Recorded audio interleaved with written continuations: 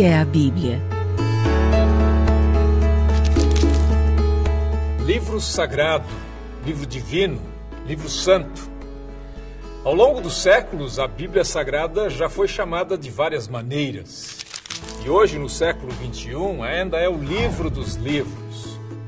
É o livro mais traduzido, mais distribuído e mais lido em todo o mundo. Mas será que todas as pessoas sabem o que ela contém e por que é tão importante? O que é a Bíblia para você? É a palavra de Deus. É o meu guia. A Bíblia é a nossa norma de prática e fé. A Bíblia é essencial para a vida do homem, né? Ela dá um norte na nossa vida, né? É ali que eu encontro o que eu necessito do meu dia a dia. Algumas pessoas pensam que a Bíblia é uma leitura complicada ou antiquada, que não tem nada a ver com os dias de hoje. Pelo contrário, você vai descobrir que é possível aprender coisas novas com ela o tempo todo. São coisas que têm a ver com o nosso dia a dia, para cuidar melhor do mundo e das pessoas que vivem nele. Quer embarcar com a gente nessa viagem? Qual a origem da palavra Bíblia? A palavra Bíblia vem do grego biblia, que significa livros. É daí que vem também a palavra biblioteca, usada para designar um conjunto de livros. E por que ela é chamada Bíblia Sagrada? Porque ela contém as chamadas Escrituras Sagradas, ou seja, os livros que formam a palavra de Deus. Hoje existem Bíblias de diferentes formatos, para que cada vez mais pessoas tenham acesso aos seus ensinamentos. Quem escreveu a Bíblia? A Bíblia é a palavra de Deus, mas ela foi escrita por várias pessoas.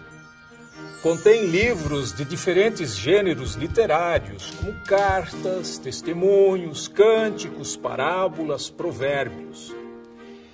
Eles foram colecionados ao longo de muitos séculos e estão reunidos em 2 testamentos, o Antigo e o Novo.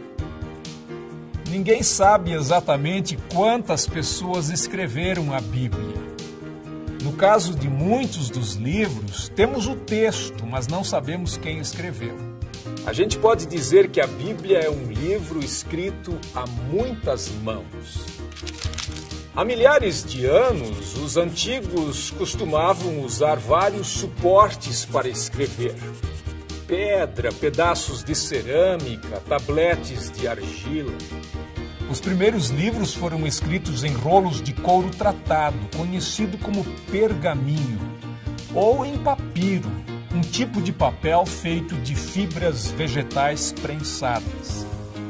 As canetas eram uma espécie de canudo com ponta e a tinta era feita com uma mistura de ingredientes que muitas vezes incluía fuligem. Para conservar os rolos, eles eram mantidos dentro de vasos de cerâmica. Em que língua foi escrita a Bíblia? A Bíblia começou a ser escrita por pessoas que viviam na região que hoje chamamos de Oriente Médio. O Novo Testamento, que é a parte final da Bíblia, foi escrito em diferentes regiões do Império Romano. Como isso envolve um longo período de tempo, a Bíblia acabou sendo escrita em 3 línguas: hebraico, o aramaico e o grego.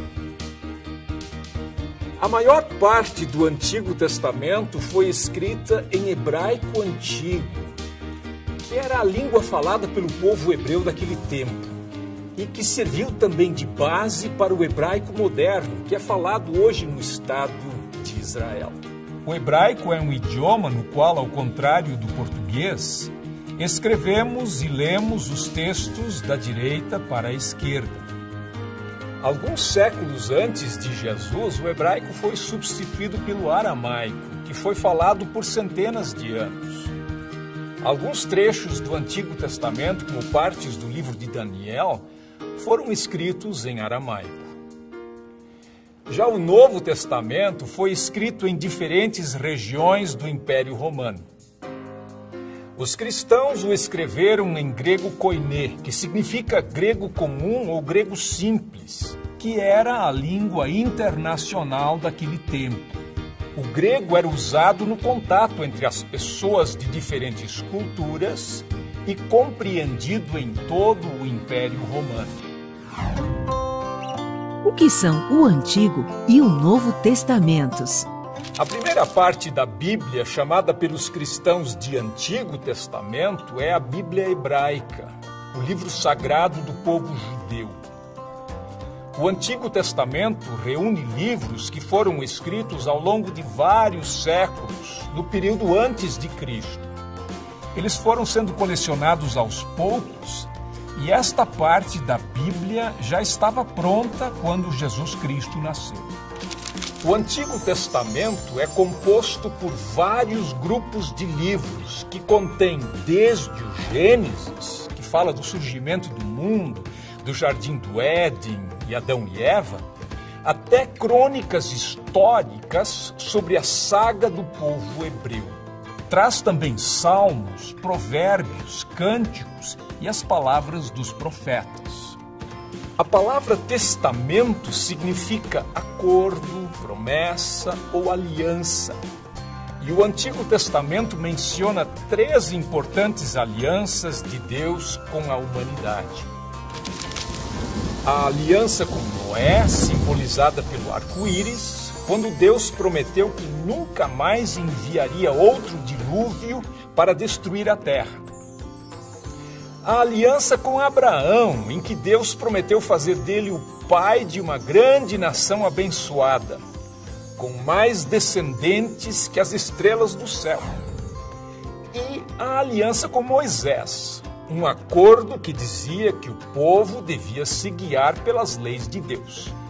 A base desse acordo são os 10 mandamentos, escritos em lousas de pedra e guardados inicialmente em uma arca revestida de ouro, chamada de Arca da Aliança. O Novo Testamento é a segunda parte da Bíblia, que fala sobre Jesus Cristo e seus seguidores, os primeiros cristãos. Foi escrito nas primeiras décadas depois da morte de Jesus. Isso aconteceu cerca de 2000 anos atrás. O Novo Testamento é composto por vários conjuntos de livros. Os 4 evangelhos, que contam a história da vida, morte e ressurreição de Jesus. Atos dos Apóstolos, que conta a história do início da igreja cristã, com destaque para a atividade dos apóstolos Pedro e Paulo. As cartas ou epístolas escritas por Paulo e outros apóstolos, nas quais aparecem ensinamentos e palavras de encorajamento aos novos cristãos.